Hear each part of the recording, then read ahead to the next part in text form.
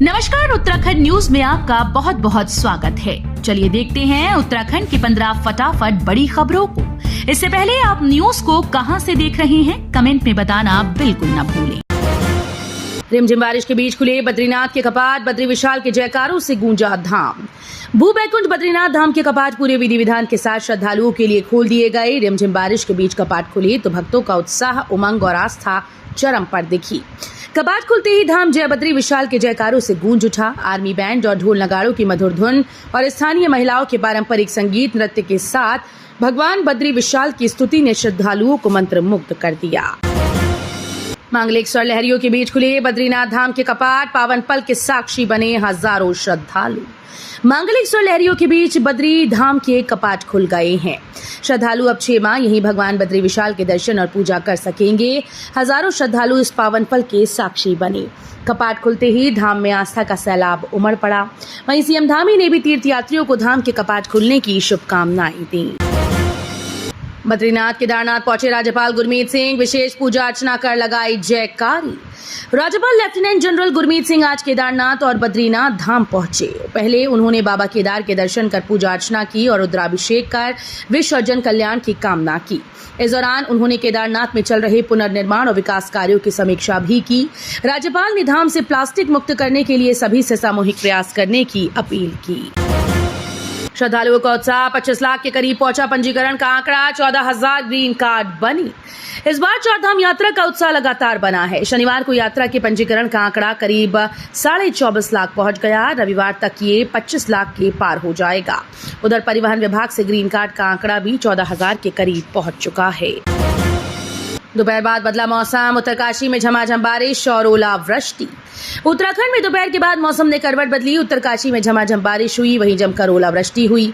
बारिश होने से तापमान में गिरावट दर्ज की गई, जिससे लोगों को गर्मी से कुछ राहत मिली। उधर मैदानी इलाकों में तेज धूप से उमस भरी गर्मी ने लोगों को परेशान किया हुआ है। साथ ही गंगोत्री हाईवे पर आधा घंटे की बारिश से जल भराव हो गया। यात्रियों को नहीं होगी परेशानी। पंजीकरण के लिए रुकना पड़ा तो प्रशासन करेगा रहने खाने का इंतजाम। चारधाम यात्रा की व्यवस्थाओं का गढ़वाल आयुक्त विनय शंकर पांडे ने निरीक्षण कर कहा, पंजीकरण के दौरान यात्रियों को 2-4 दिन बाद का स्लॉट मिलता है तो उनके रहने खाने का इंतजाम प्रशासन करेगा।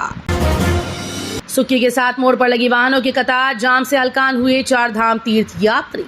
चारधाम यात्रा शुरू होते ही गंगोत्री हाईवे पर ट्रैफिक जाम की समस्या गंभीर होती जा रही है। रविवार को यात्रा के तीसरे दिन भी गंगोत्री हाईवे पर सुक्की के साथ मोड़ पर वाहनों की कतार लग गई, जिसके चलते धाम की यात्रा पर आने वाले तीर्थयात्री घंटों जाम में फंसे रहे। चौकीदारों और ग्राम प्रहरियों का मानदेय बढ़ाने की तैयारी। राजस्व परिषद ने शासन को भेजा प्रस्ताव। बढ़ती महंगाई को देखते हुए प्रदेश के कई जिलों में तैनात ग्राम प्रहरियों और ग्राम चौकीदारों का मानदेय बढ़ाकर 4,000 रुपए प्रतिमाह करने की सिफारिश की गई।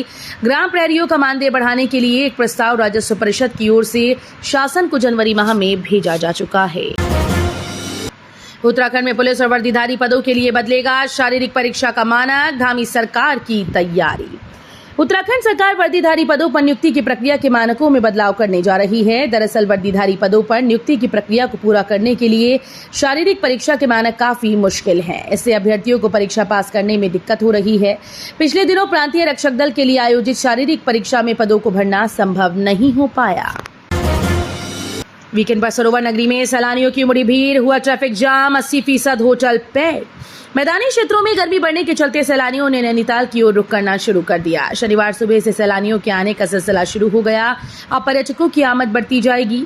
वाहनों का दबाव बढ़ा तो पुलिस ने शहर के प्रवेश द्वार में बनाई गई अस्थायी पार्किंग में वाहनों को रोका। जाखन देवी में सीवर लाइन बिछाने का काम जल्द पूरा करने की मांग।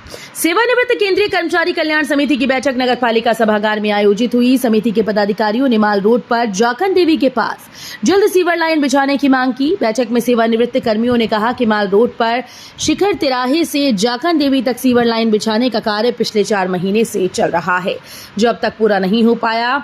उन्होंने सीवर लाइन कार्य जल्द पूरा करने की मांग की। चारधाम यात्रियों से ग्रीन कार्ड के नाम पर अवैध वसूली, पुलिस ने छापेमारी कर 6 दलालों को दबोचा। चारधाम यात्रियों से ग्रीन कार्ड के नाम पर अवैध वसूली कर रहे 6 दलाल पुलिस ने हिरासत में लिए। पुलिस को सूचना मिली थी कि चारधाम यात्रियों से 2,000 रुपए से लेकर 4,000 रुपए तक की वसूली की जा रही है। पुलिस ने ARTO के साथ मिलकर छापा मारा था। पुलिस इन सभी पर मुकदमा दर्ज करने की तैयारी कर रही है। नैनीताल में उग रहा कंक्रीट का जंगल, सिमट रही हरियाली, धसरा शहर, कहीं बन न जाए दूसरा जोशीमठ। भूगर्भीय दृष्टि से संवेदनशील शहर में बेतरतीब अवैध निर्माणों के खेल से शहर को खतरे के मुहाने पर लाकर खड़ा कर दिया।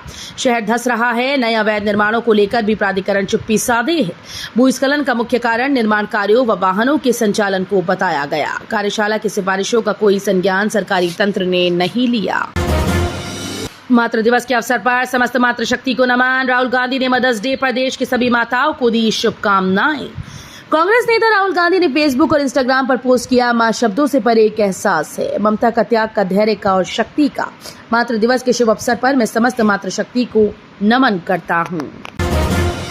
पीएम मोदी ने बदल दी राजनीति की परिभाषा। जेपी नड्डा बोले, प्रधानमंत्री के कारण किसान हुए सशक्त और दलितों को मिला सम्मान। जेपी नड्डा ने कहा कि पीएम मोदी के कारण गांव मजबूत हुए, किसान सशक्त हुए और दलितों को सम्मान मिला है। यही नहीं, युवाओं की आकांक्षाओं को पंख मिले, जबकि महिलाएं सशक्त हुई। देश में 80 करोड़ से अधिक लोगों को मुफ्त राशन उपलब्ध कराया जा रहा है। पिछले कुछ वर्षों में लगभग 25 करोड़ लोगों को गरीबी से बाहर निकाला गया।